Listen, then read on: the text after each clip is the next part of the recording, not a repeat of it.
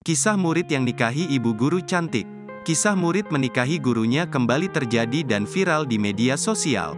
Kali ini, ceritanya datang dari Dumai, Riau. Dalam unggahan video TikTok @sylviahelena42, tampak seorang wanita mengenakan pakaian adat Melayu berwarna biru. Tak lama seorang pria memakai busana berwarna senada muncul dari balik pintu. Keduanya tampak berpose, sambil malu-malu.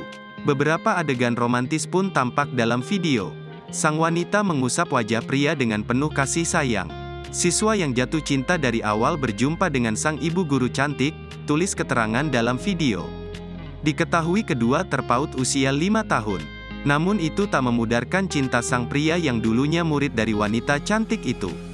Setelah penantian panjang selama 5 tahun, akhirnya murid tersebut melamar ibu guru cantiknya. Tentu saja perjuangan itu tak mudah. Video viral ini sudah ditonton